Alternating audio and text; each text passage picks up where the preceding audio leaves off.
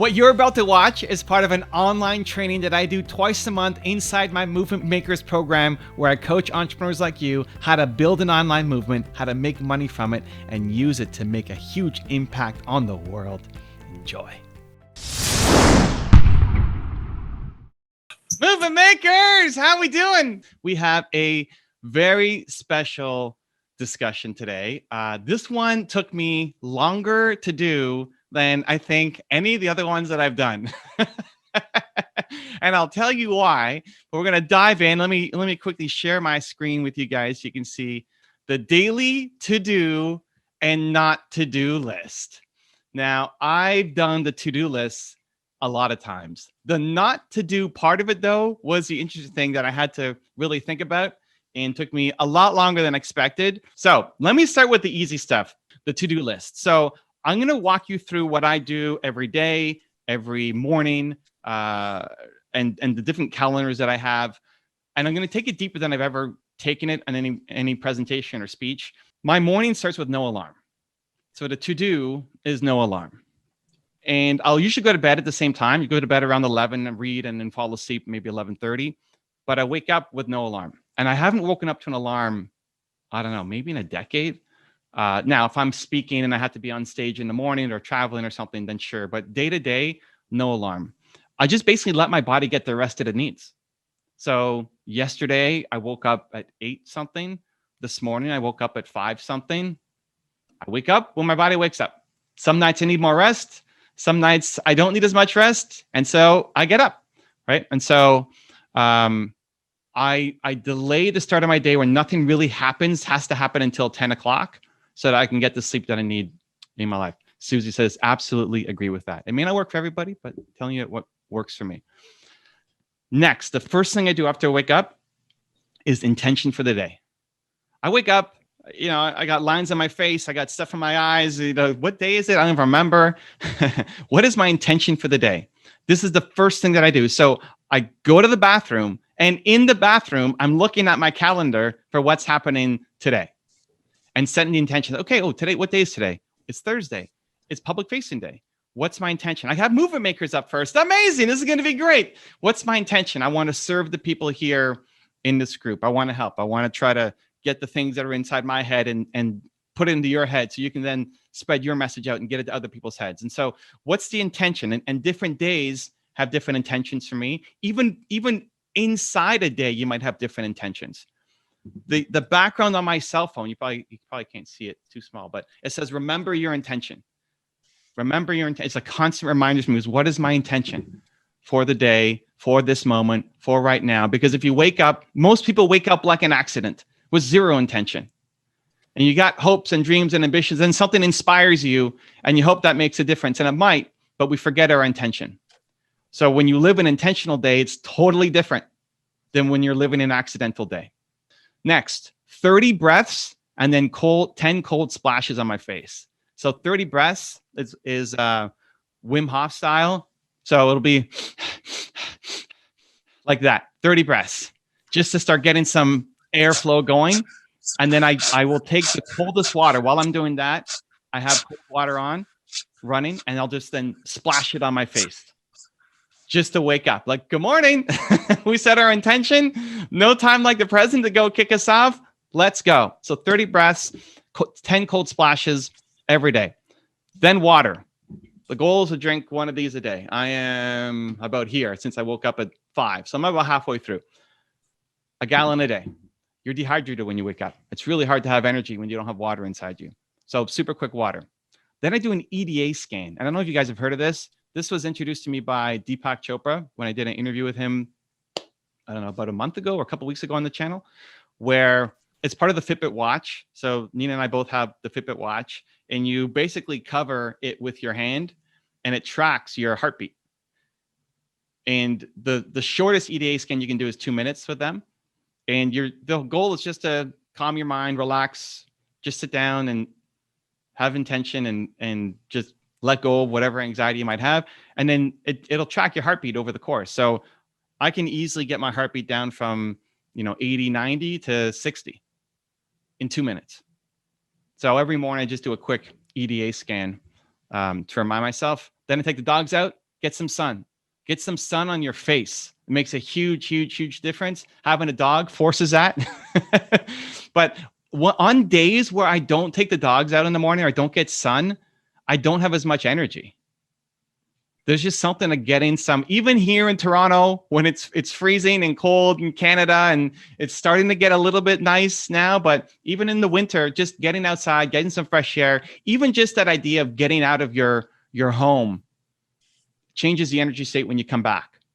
For anybody who works at home, this can be really hard, is that there's no separation between waking up to then going to work. Things blur too much. So having some kind of routine to make that transition easier, you're basically leaving the home and coming back. And when you're coming back, you're getting ready to go work. Sun is vitamin D, says Frank.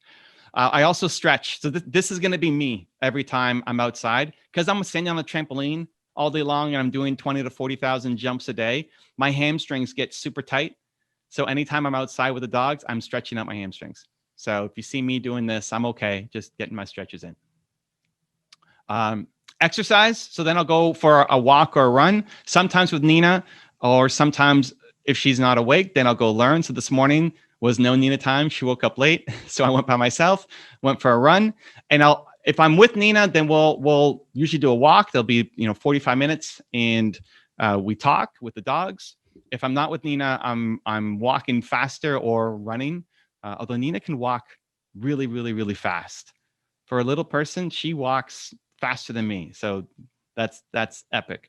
And I usually have the top 10 rules in my ear as I'm running or walking. Getting outside, getting some exercise, learning as well, right? What is the thing that gets you inspired, motivated, confident, ready for action, bold, courageous, and then doing that thing in the morning? So I make my videos still for me. I consume my videos still for me. And I want that in my life because so today was Tom Bilyeu. Today I was listening to Tom Bilyeu. And every time I listen to Tom Bilyeu, I get a little more bold, a little more courageous, a little more spark. And so not just hoping that happens, designing it and engineering it into your day every day, demanding it. And then the latest finish is 10. So all that has to happen by 10. That can go super quick, or it can take more time. Again, depends on when I wake up. So if I wake up at 8 something, I go super fast through it. But it still gives me the time to get through it because I don't have to be done until 10. This morning, I woke up at 5 something, super easy to get through all this stuff. But I don't set a start time for anything because I don't know when I'm going to wake up. So there's not the pressure of I have to be outside by X time. I have to be done by 10. And there's no situation where I'm not waking up by 10. I can't sleep in that long. So this is pretty much every day. It's pretty much every day. Weekdays for sure. Most weekends, every day. That's my morning routine, my to-do list. The daily routine, I'm not going to go like step by step through this. If you want to go deeper, we can on any of these if you have questions. But this is what a weekday typically looks like. Wake up, the morning routine that you just saw. 10 o'clock, I'm done, right? 10 o'clock, I have to be done. That's music and daily websites. Music, like why we have Zan here before you guys get on, is because, look at him, he's so excited. Music is the fastest way to change your state, right? And Alex comes on and starts singing I Can See Clearly Now. So then Zan starts playing the song. Tess says she loves Calypso. So Zan starts putting on that music for her. Zan knows I like salsa. So then he plays that. Like when you play music that you like, that would force you, like Nina was doing her gardening stuff. I was sitting here or standing here. Salsa comes on. We have to go dance, right?